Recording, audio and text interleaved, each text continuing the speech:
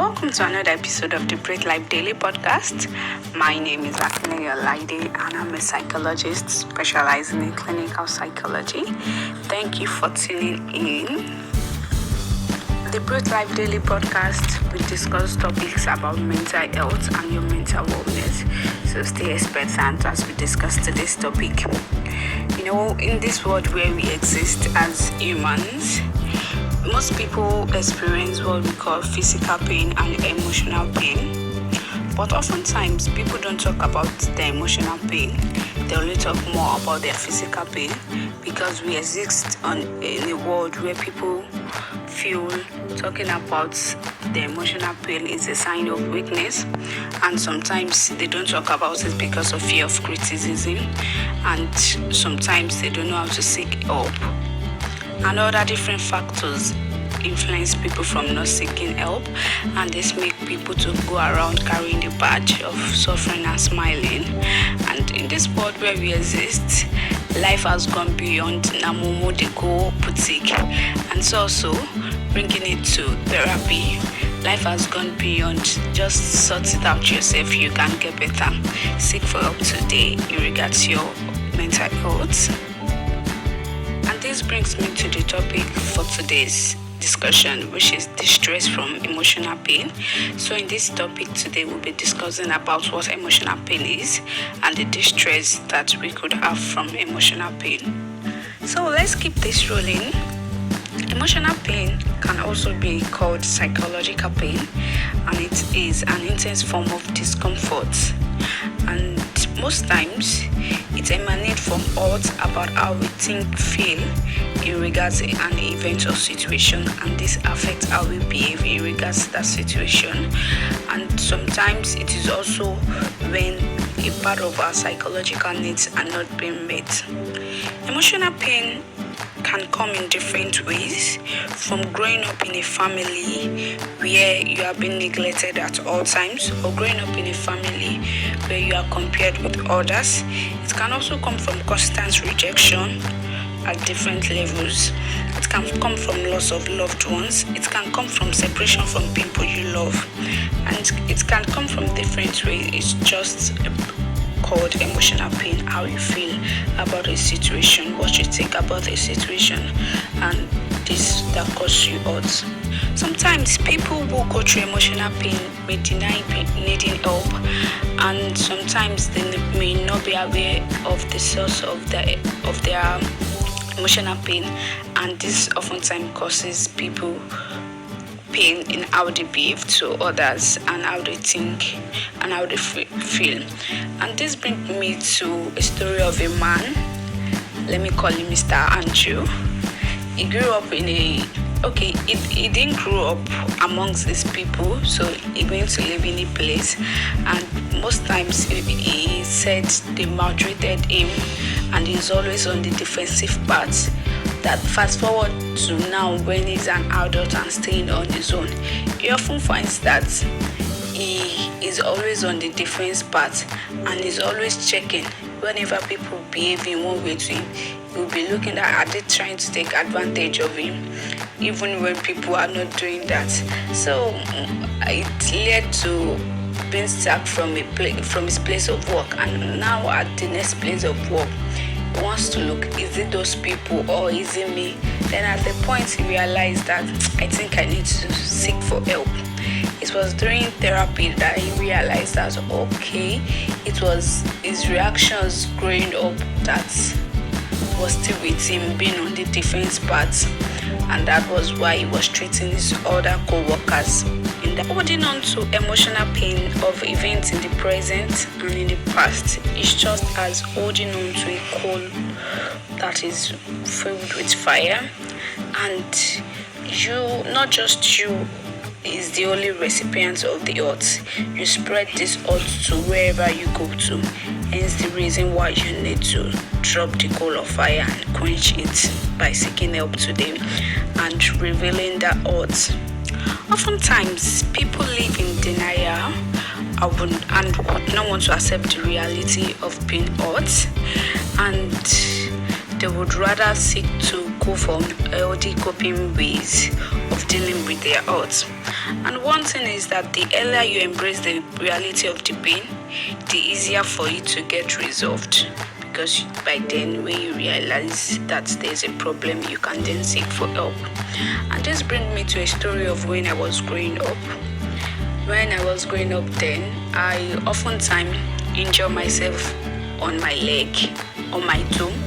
And most times, I would not want to tell my parents because I don't want to go through the rigorous pain of the healing process.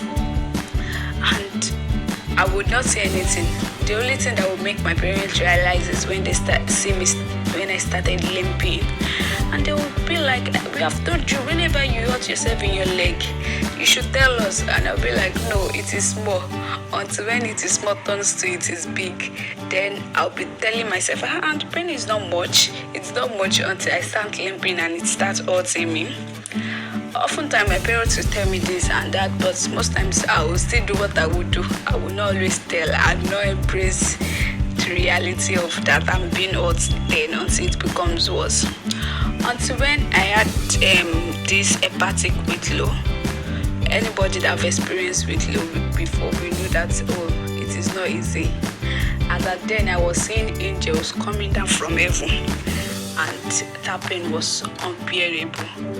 It was after then I embraced the good news that whenever you have a little pain, embrace it, let it heal up, and it will get better than keeping it and making it worse.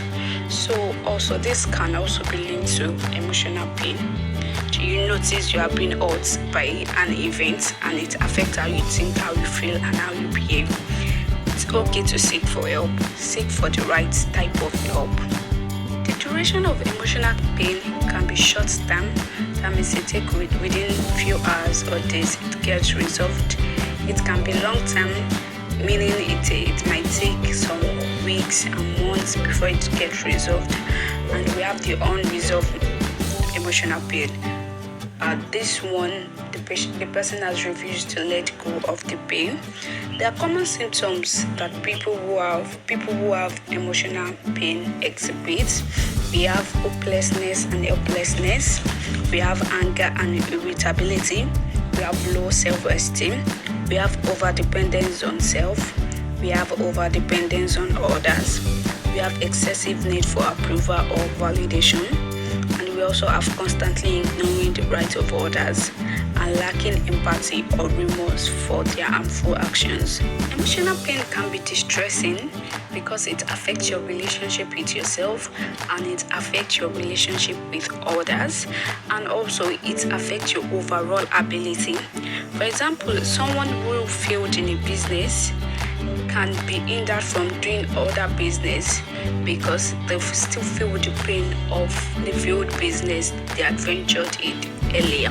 So, but if they've taken out time to heal off of that pain, then they will be able to try other ventures. And also, there will be a clear difference between a person who grows up in a place where they are being constantly criticized whenever they do something wrong, and a person who is positively encouraged whenever they do something wrong, not to keep up with the bad habits, but to look for positive ways to change that habit.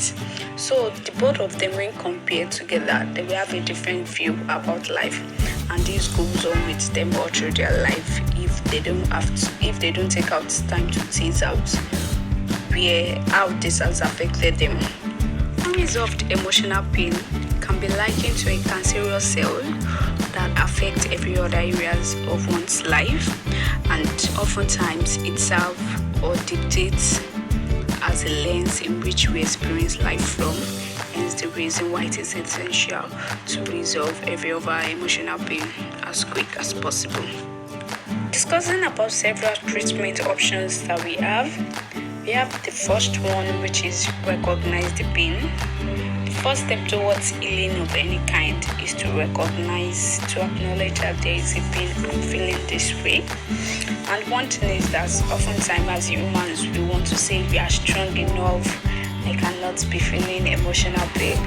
I want you to know that it's okay to know that anybody can feel emotional pain.